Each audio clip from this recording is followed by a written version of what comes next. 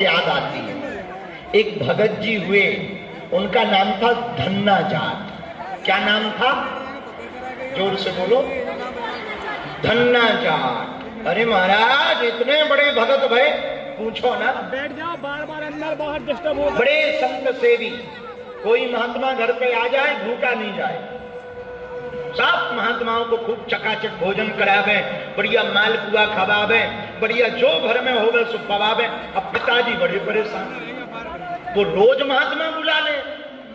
अच्छा, महात्माओं की तो आदत है, जिस घर में पंगत मिले, बढ़िया श्रद्धा भाव देखें, तो महात्मा और डबल तिबल रोज जावे। अब पिताजी का दिमाग खराब, काम के ना काज के, दुश्मन नाच के, काम धाम कुछ करते नहीं, रोज महात्माओं की पंगत कराते। बड़ी पागलपन की बात है, बड़ी बावरी बात है। एक दिन पिताजी नाराज हो गए, अब तुम्हारा घर में बोरिया बिस्तर बन गई, खेत पे रहो, जाओ खेत पे काम करो। क्या काम करें पिताजी? अभी बोनी का समय है, जाओ खेत में बुवाई करो, बोनी करो। अब सुनना ध्यान से, जो आ गया पिताजी। गेहूं के दाने लिए, हल लिया और बुवाई करने के लिए चले गए। अब हुआ क्या? पूछो क्या हुआ? रास्ते में ही महात्मा मिल गए। महात्मा बोले, अरे भैया राम राम। हाँ महाराज जी, दंडवत प्रणाम। महात्माओं कहाँ जा रहे?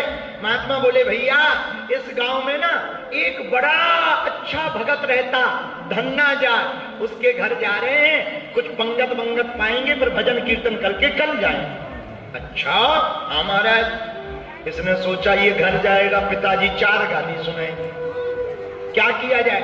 महाराज बुरा ना मानो तो पंगत यहीं करवा दे, और बढ़िया करवा दो, पर राशन वासन है, सामान है, अभी आता है। तो जो बुवाई के लिए गेहूं का बीज लेकर वही बेच दिया, बेच के महात्माओं की पंगत करा दी। हारे बढ़िया रबड़ी लाए, मालपुआ बनाए, बढ़िया खिचड़ी बनाई, बढ़िया सब्जी बनाई, दाल तरकारी बनाई, बढ़िया मीठा लड्डू लाए और महात्माओं को खूब पवाया। टन्ना के महात्मा बोले, वाह भगत जी खुश रहो, फूलो फलो, दूधो नहाओ, पूतो फलो, वाह वाह वाह। इसने भी कहा, जय हो महाराज। अब महात्मा तो चले गए, लेकिन इन्हें टेंशन हो गई। पिताजी ने कहा था खेत में बीज बो देना, हमने महात्माओं के पेट में बो दिया। अब बड़ी दिक्कत, अब क्या किया जाए कि महात्मा तो पाके चले गए, लेकिन अब किया क्या जाए? ये मन में सोचने लगे।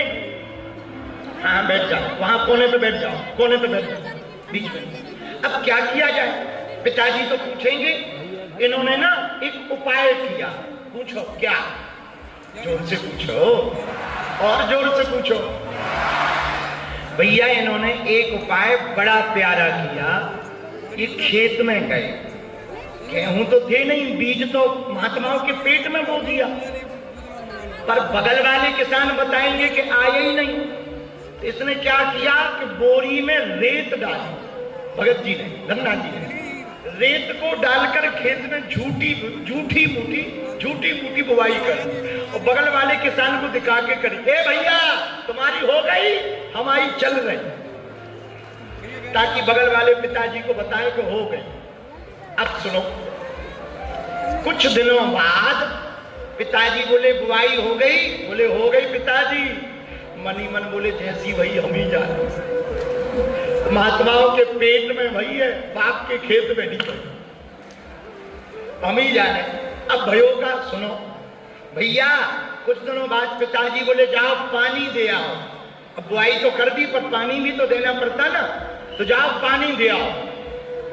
अब ये मन में सोचे कि जब हमने बीज ही नहीं डाला तो पानी काहे को देते, खेत को खाली पानी देने से थोड़ी कुछ होगा।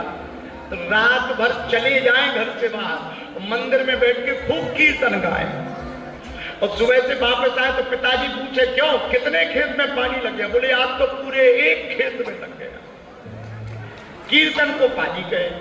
अब भैया था, सुनो, एक दिन पूरे गांव के लोग धन्ना जी के घर पे आए, धन्ना जाट जी के घर पे, और गांव के लोग बोले इनके पिताजी से, इस साल आपने कौन सा बीज बो? तो पिताजी बोले क्यों? बोले ऐसी खेती तो हमने 40 साल में नहीं देखी जैसी तुम्हारी है। धन्ना जी भी बैठे थे, धन्ना जी को लगा के आप तो पोल खुल गई, या तो ये मस्खरी कर रहे हैं, हमारा मजा ले रहे हैं, या फिर कोई लीला है। तो फिर पूछा, पिताजी ने सही सही बताओ। अरे बोले महाराज ऐसी खेती, ऐसी गेहूं के पेड़, ऐसी गेहूं की बाल, महाराज पूछो ना, इतने बड़े बड़े पेड़ गेहूं के आज तक नहीं भरे पूरे गांव में। ये बताओ कौन सा बीज डाला है? तो धन्ना जाट जी से पिताजी पूछने लगे, तुम बताओ बेटा कौन सा बीज डाला है?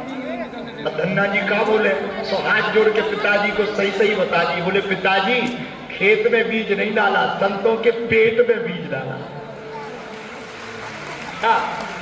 बोले संतों के पेट में? अब पूरी कहानी सुना दी। बोले पिताजी हमारी भूल को क्षमा करो, उस दिन महात्मा मिल गए थे तो हमने भंडारा करा दिया।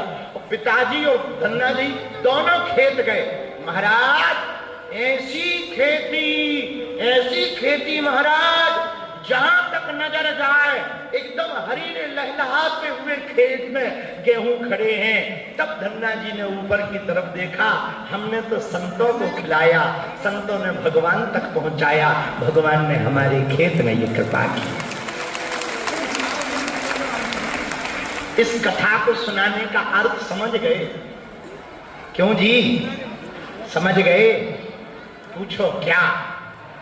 हम संत के चरण पकड़ेंगे ना तो संतों की कृपा से हनुमंत के चरण मिल जाएंगे,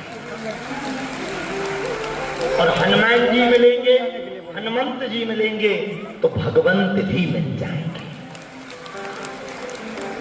इसलिए कथा का सूत्र नोट करो। पूछो क्या? संत बन पाओ या ना बन पाओ, पर क्या बन जाओ? बोलो। 3 दिन पहले कथा का सूत्र क्या था?